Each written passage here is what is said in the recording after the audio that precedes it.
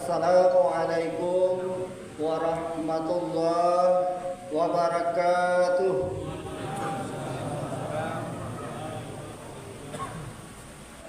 Bagaimana peristiwa Ibrahim alaihissalam bersama istrinya ketika baru saja istri beliau melahirkan anak.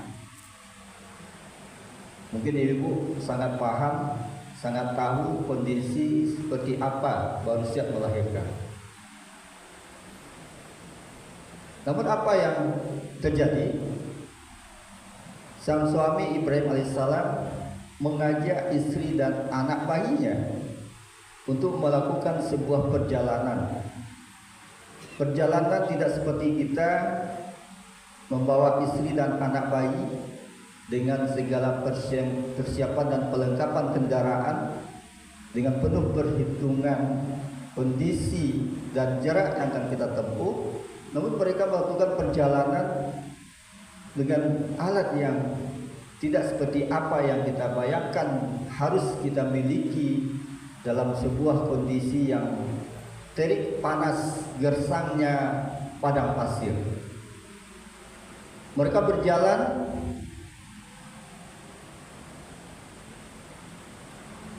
di terik panas padang pasir, dan seorang wanita mulia sambil menggendong anaknya dengan letih tetap berupaya mengikuti dan menjalankan apa yang diajak oleh sang suami. Tidak hanya sampai di situ, Bapak Ibu. Sesampai di tujuan, ternyata sang suami Nabiullah Ibrahim alaihissalam meninggalkan istri dan anaknya di sebuah tempat yang dalam bahasa-bahasa kalimat-kalimat ahli sejarah kita baca tidak ada tanda-tanda kehidupan di situ. Kenapa? Karena sekelilingnya hanya padang pasir. Ada juga ahli sejarah mengatakan hanya ada satu pohon di situ, ada satu batang pohon. Tapi bukan pohon yang punya buah yang bisa dimakan. Bayangkan Bapak Ibu baru sampai, letih, kemudian sang suami pergi meninggalkan istri dan anaknya dengan persediaan makanan yang dikatakan dalam buku-buku sejarah tidak lebih dari untuk 2 hari. Kamu yakin kalau ibu dan tidak akan jauh beda dengan istri Nabi Ibrahim ketika ditinggalkan suami seperti itu, pasti muncul pertanyaan. Pasti muncul sesuatu yang membuat kita kurang menerima. Mungkin bahasanya banyak, tapi intinya pada saat itu adegannya istri beliau tentu secara kemanusiaan bertanya, apakah kami, wahai suamiku, apakah kami kau tinggalkan di sini? Mungkin redaksinya macam-macam, mungkin saya lebih paham, tapi intinya ada pertanyaan kepada suami, kenapa mereka ditinggalkan?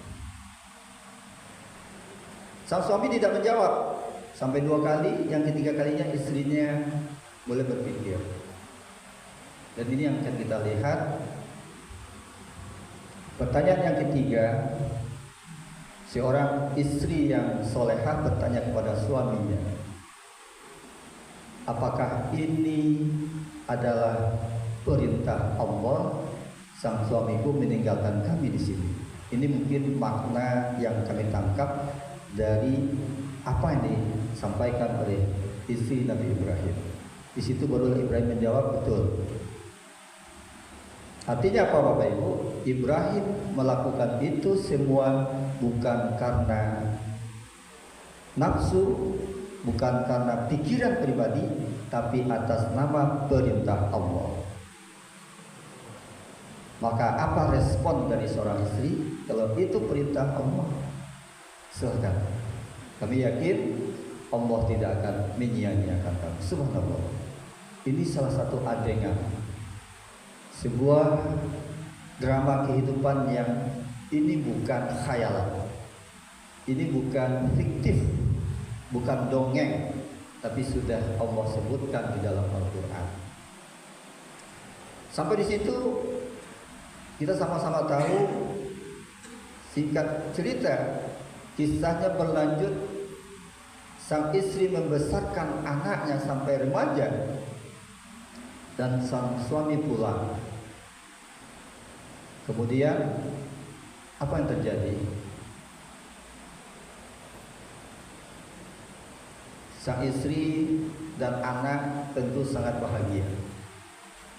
Orang tua, suami, ada yang mengatakan 12 tahun meninggalkan mereka, kemudian pulang. Tentu sebuah kebahagiaan, mereka bisa berkumpul, mereka bisa menata kembali, menjalani kembali kehidupan rumah tangga yang utuh. Ada pasangan, ada suami, istri, dan ada anak. Namun apa yang terjadi Bapak Ibu? Ternyata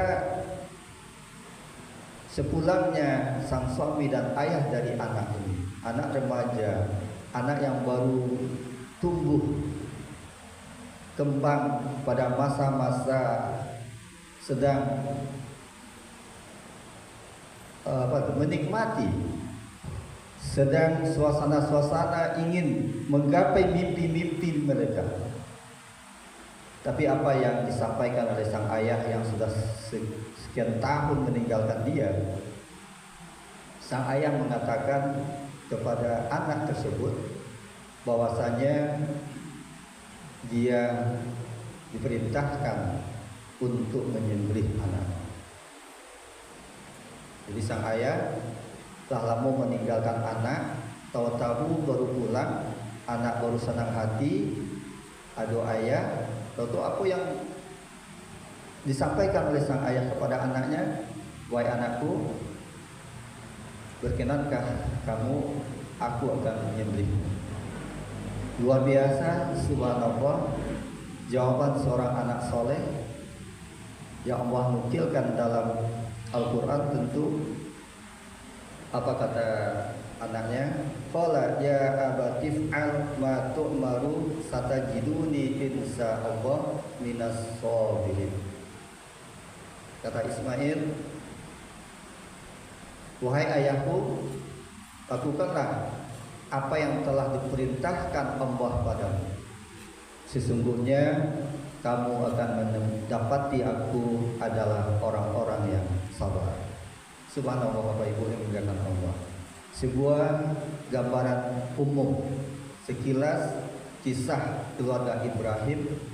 Dari sini rasanya tidak ada alasan kita Bapak Ibu tidak mentauladani, tidak mencontoh apa yang terjadi dalam skenario kehidupan keluarga Ibrahim. Ternyata tidak hanya itu dasar kita mentauladani keluarga Ibrahim. Allah juga memerintahkan kita di dalam Al-Quran. Allah juga mengatakan kepada kita dalam Al-Quran surat Al-Mumtahanah. Allah katakan, a'udzubillahi minasyaitonir rajim, qad kanat lakum uswatun hasanah fi Ibrahim wallazina ma'ahu.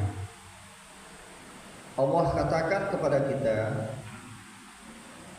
sungguh kata Allah telah ada pada diri mereka Ibrahim itu uswatun hasanah dan orang-orang bersama mereka. Artinya keluarga Ibrahim adalah tauladan bagi kita. Dan bahkan tidak hanya satu kali, dalam surat yang sama Allah juga memerintahkan kita. Dalam ayat yang ke-6 surat Al-Mumtahanah, Allah juga menyuruh kita untuk mentauladani Ibrahim. Laqad kana lakum fihim uswatun hasanah. Kata Allah dalam ayat yang ke-6-nya, Sungguh pada mereka itu Ibrahim dan keluarganya serta pengikut-pengikut Ibrahim terdapat suri tauladan yang baik bagi. Jadi Pak Ibu, inilah yang ingin kita lihat terkait dengan bagaimana tema kita dalam membentuk dan menghadirkan sebuah rumah tangga yang seperti gambaran kisah Nabi Ibrahim tadi.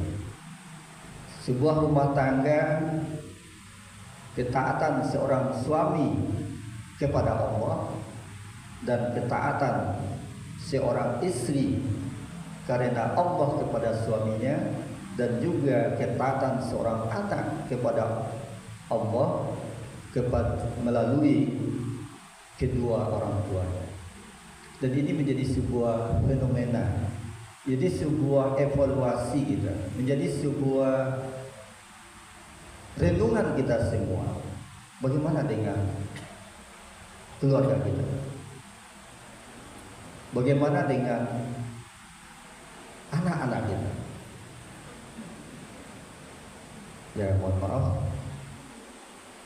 pribadi kita, aku sendiri pun jangankan sampai sejauh itu kan, minta tolong basi rayu soal ini yang bete ya, hal-hal sepele, umpamanya pengalaman awak waktu kete disuruh dekait bayi balanjo ke lampau, itu biasa. Begini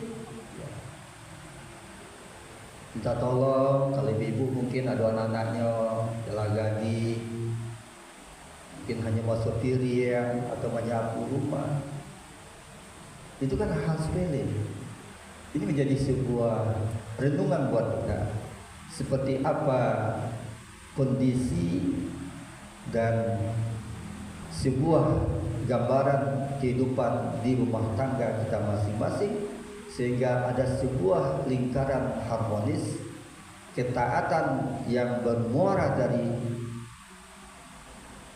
ketaatan kepada Allah dan diwakilkan kepada ketaatan-ketaatan terhadap pasangan-pasangan hidupnya, dan juga tentu ketaatan seorang anak kepada orang tuanya.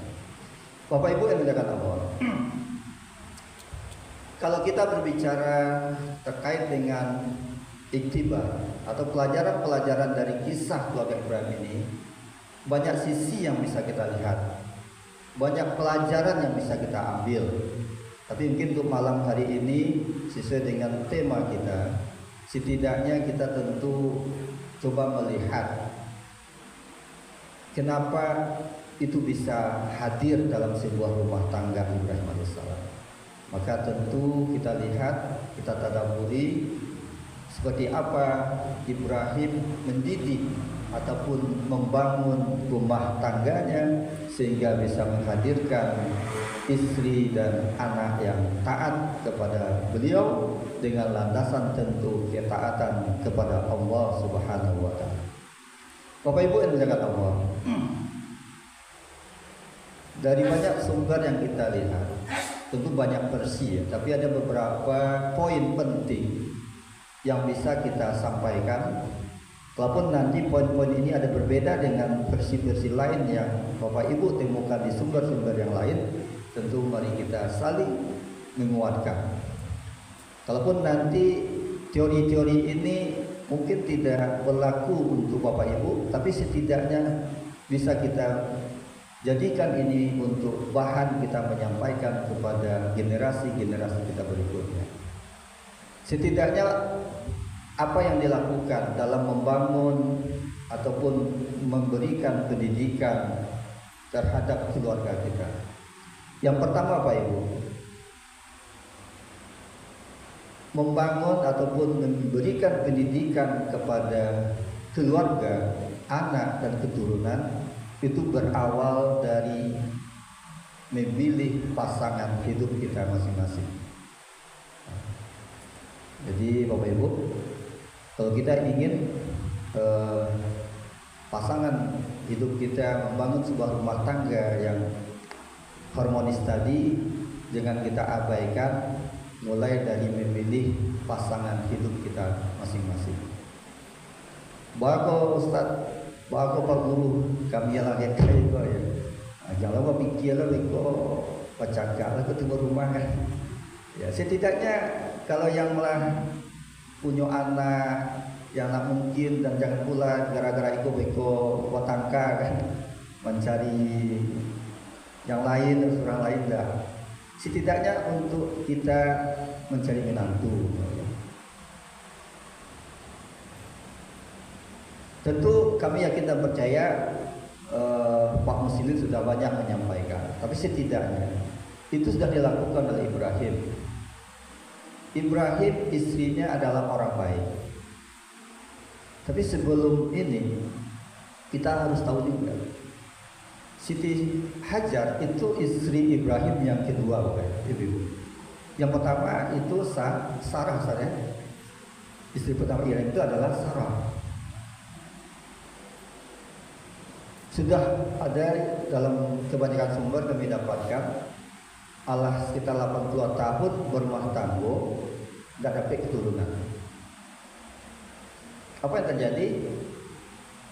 Sarah, seorang istri yang soleha, menyarankan suaminya, dan tidak hanya menyarankan, malahan mencarikan wanita-wanita baik, wanita-wanita taat, soleh, dan berakhlak mulia menjadi istri suaminya.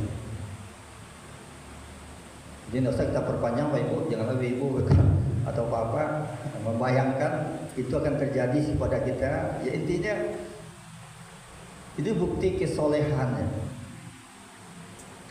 Ya, kita tidak memperpanjang ini, intinya istri pertama Nabi Ibrahim itu namanya Sarah. Mereka sudah puluhan tahun berumah tangga, tidak dikaruniai anak. Kemudian istrinya menyarankan suaminya untuk menikah dan mencarikan mencarikan istri atau madunya. Itu Siti Hajar.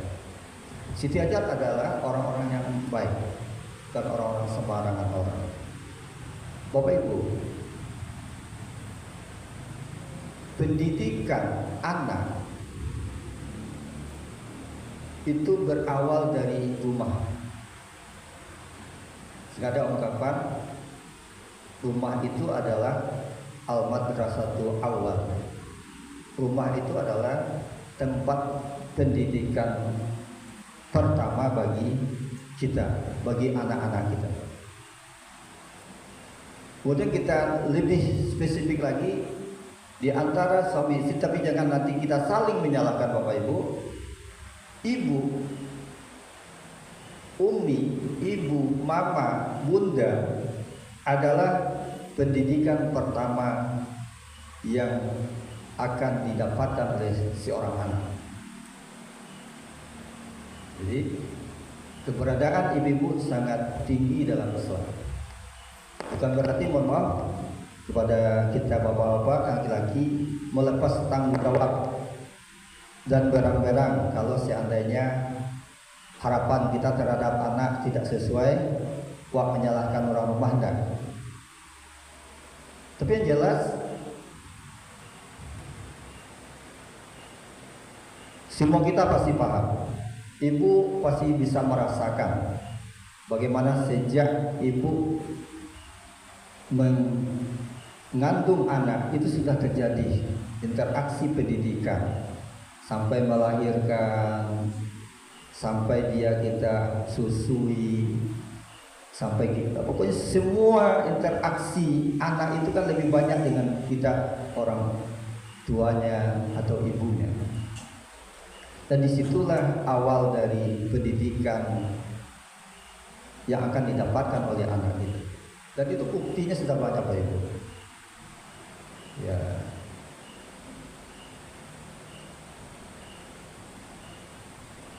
Seorang suami, siapa ya? Istri Fir'aun ya. Siapa Bu istri Fir'aun? Asia misalnya. Fir'aun bukan hanya musyrik bukan hanya mengkafirkan Allah, malah dia mengatakan dirinya Allah, mengatakan dirinya Tuhan, punya istri yang baik, punya istri yang solehah. Walaupun anak sabab, Nabi Musa itu kan anak sabab ya, tapi di tangan Aisyah lahir dan tumbuh besar seorang Nabiullah Musa alaihissalam. Walaupun sejarahnya banyak nanti kisah-kisah bagaimana Musa itu, intinya di tangan Aisyah, istri seorang Fir'aun, tumbuh kembang besar seorang bayi. Nabi Musa alaihissalam menjadi orang yang mulia. Tapi jangan kita ambil sisi negatifnya.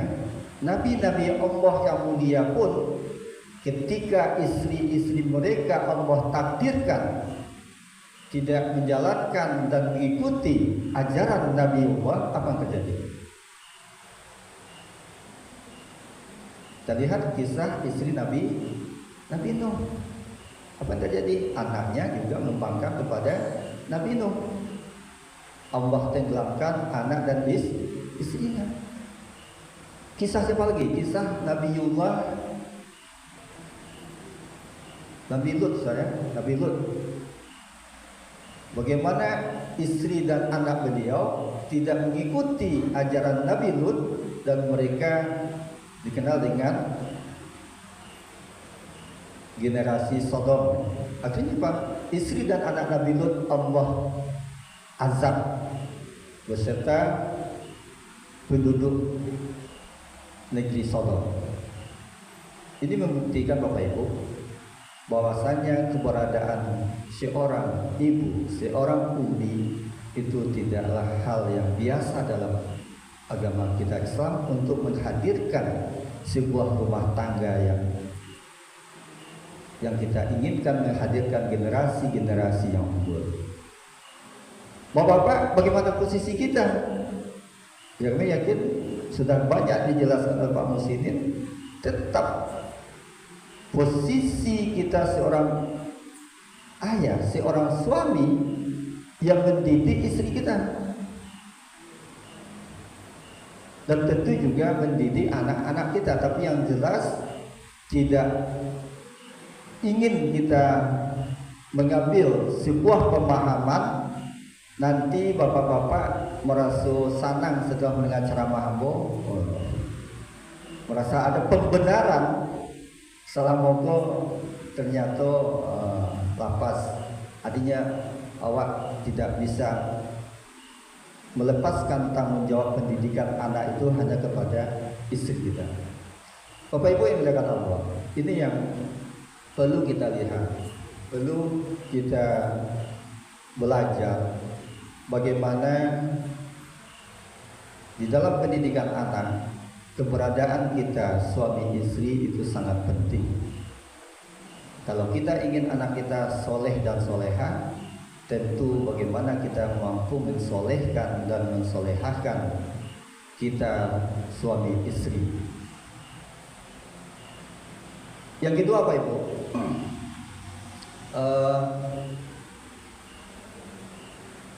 Setelah kehadiran anak,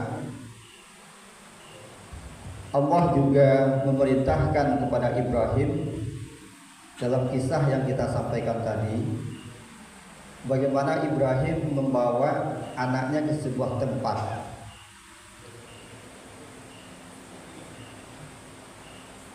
Ini bermakna dalam dunia pendidikan pentingnya lingkungan yang baik. Jadi lingkungan yang baik itu juga menentukan. Baik di rumah kita, ketika lingkungan kita itu tidak mendukung pendidikan di rumah, itu bisa saja nanti anak kita berbeda dengan apa yang sudah kita persiapkan Bapak Ibu. Dalam surat Ibrahim, mungkin nanti bisa dibaca ayat ke-37, Allah katakan, dan ini yang kita sampaikan tadi. Artinya dalam surat Ibrahim 37 itu menceritakan kepada kita bagaimana Ibrahim mengatakan kepada Allah, "Ya Tuhan, sesungguhnya aku telah menempatkan sebagian keturunanku di lembah yang tidak mempunyai tanaman-tanaman di dekat rumah engkau Baitullah. Yang dihormati ya Tuhan, yang demikian itu agar mereka melaksanakan sholat, maka jadikanlah hati sebagai manusia cenderung kepada mereka dan berilah mereka rezeki dari buah-buahan, mudah-mudahan mereka bersyukur. Bapak Ibu yang dimuliakan Allah, skenario Allah dari perjalanan hidup Ibrahim meninggalkan anaknya bukan sebuah hal yang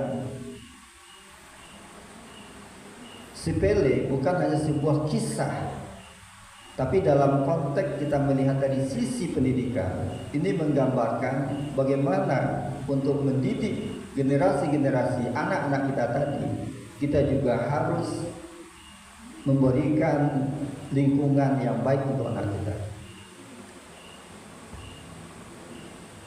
Ya mungkin dalam sejarahnya bagaimana kondisi bangsa pada masa itu dengan kejahiliahan mereka, maka kelahiran Nabi Ismail alaihissalam dengan perintah Allah perintahkan kepada Nabi Ibrahim membawa istri dan anaknya ke sebuah tempat, dan itu sebenarnya adalah tempat yang dimuliakan Allah, karena disitulah dibangunnya Ka'bah. Jadi Pak Ibu, kita juga harus memperhatikan bagaimana dan siapa kawan-kawan anak awak, di mana anak awak ajak nongkrongnya, di mana anak awak ajaknya bermain. Kenapa? Karena itu akan mempengaruhi perkembangan anak kita tersebut. Ini sudah sering disampaikan oleh ustaz-ustaz kita, hadis terkait dengan sia kawan awak, maka seperti itulah kita. Kalau awak berkawan dengan tukang penjual minyak harum, setidaknya aroma harum itu sampai kepada kita. Dan sebaliknya ketika kita berteman atau dakik dengan orang yang pandai besi, ya, kalau tidak kena percikan apinya, setidaknya pun asapnya itu akan melekat pada diri. Ini artinya apa? Teman luar biasa pengaruhnya. Mungkin Bapak Ibu lebih senior, lebih apa dari kami, dan kami itu sudah merasakan itu. Ketika anak awak masih kete dengan awak, pasti ada perubahan-perubahan itu. Ketika mereka mulai tumbuh besar, semakin berkembang, semakin banyak kawan, dan ternyata semakin banyak pula kepandaian. Kalau dulu umpamanya waktunya kete di rumah saja dengan awak, umpamanya tak tontonannya. Mungkin dulu karena hanya awak, tontonannya itu mungkin sesuai dengan apa yang awak siapkan di rumah. Ya kami pribadi merasakan waktu putakan film-film, video-video Islami semacam. Ketika jalan masuk dunia pendidikan, mulai masuk TK aja dulu. Tapi kalau berubah bagaimana itu? Kenapa? Ya mungkin waktunya di TK itu nyoba kawan dengan anak yang mungkin di rumahnya tontonan itu tidak sama dengan anak awak, tapi ini baca itu. Apa itu aja lah heboh di rumah. Tak bagian, aduh kaset itu ya kalau lama. Boleh itu, aduh situ kawan rancak filmnya, rancak punya. Mulai. Apalagi mulainya SD, SMP, SMA sampai kuliah. Bahkan kadang-kadang Bapak Ibu, anak awak itu lebihnya danga, lebihnya ikuti kawannya dibandingkan kita sebagai orang tua.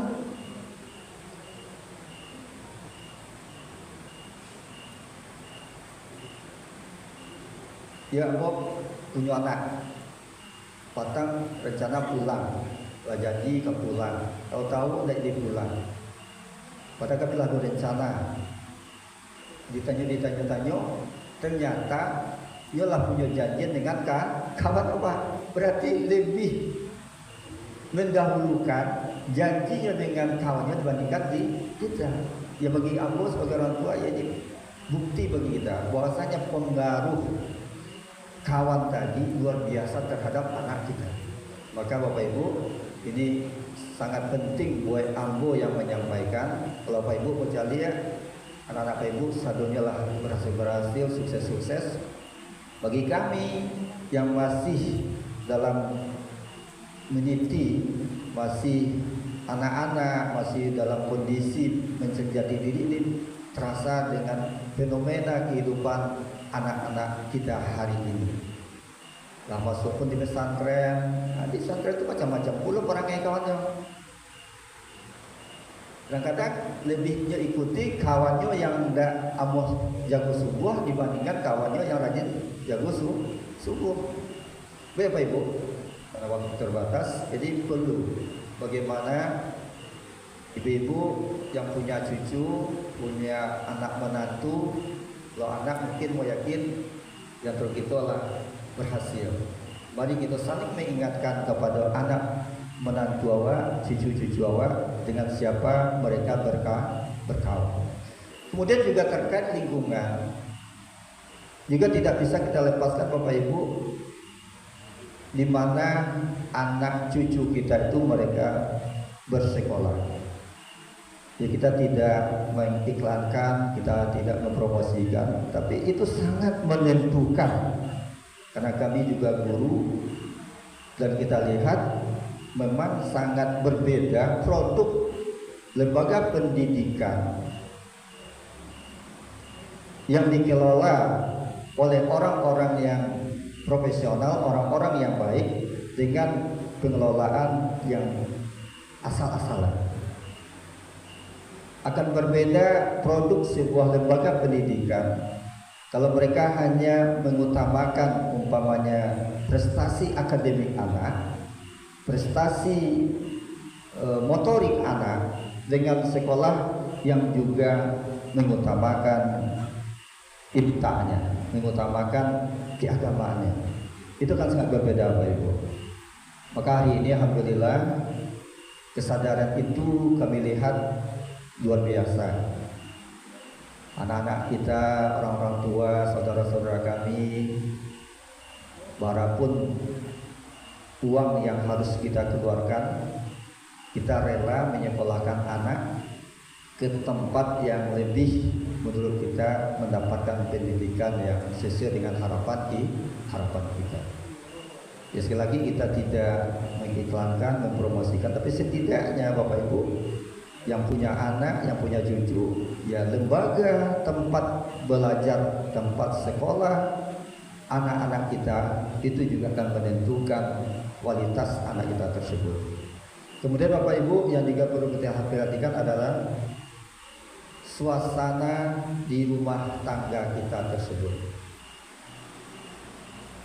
Seperti Siti Hajar tadi Pak Ibu, walaupun ditinggalkan oleh Nabi Ibrahim, suaminya selama 12 tahun, dalam beberapa literatur sejarah kita sampaikan, kenapa Ismail itu ketika ayahnya pulang dan ayahnya mau menyembelihnya dan dia ikhlas. Kenapa? Karena didikan si ibu, walaupun ditinggalkan oleh suami, ditinggalkan oleh ayah anaknya, tapi dia tetap menjaga marwah ayah anaknya atau suaminya di hadapan anaknya. Jawab kadang-kadang mohon maaf, jangan sampai nanti saling mengambil dalam sebuah buku psikologi keluarga. Ada fenomena hari ini antara ayah dan ibu katanya mengambil simpatik anak dengan cara tanpa disadari maupun pasangannya tadi. Akhirnya tujuannya agar anaknya kok simpatik kayaknya. Kadang-kadang tanpa disadari ada kata-kata mengurangkan nilai marwah harga diri pasangan, apakah suami atau istri, di hadapan anaknya tersebut. Bapak Ibu yang dimuliakan Allah, mungkin itu beberapa hal yang bisa kita ambil ibrah dari sisi pendidikan rumah tangga dari kisah Ibrahim alaihissalam. Yang pertama tentu bagaimana kita suami istri. Kalau hari ini kita tidak lagi memilih, tapi kita punya anak, kita mau menantu, pilihan siapa menantu kita itu menentukan. Bagi kita yang sudah rumah tangga, tentu bagaimana kita suami mendidik istrinya sehingga istrinya itu menjadi istri yang solehah, bisa menjadi madrasah yang baik untuk anaknya. Yang kedua, mari kita lingkungan anak-anak kita perhatikan siapa teman anak kita. Dan hari ini teman anak kita itu tidak hanya manusia, tapi teman anak kita hari ini adalah HP, di HP. Kemudian hubungan keharmonisan kita suami istri juga sangat menentukan. Bapak Ibu yang dimuliakan Allah, yang masuk Indonesia, subhanaka Allahumma bihamdika asyhadu an la ilaha illa anta astaghfiruka wa atubu ilaik. Assalamualaikum warahmatullahi wabarakatuh.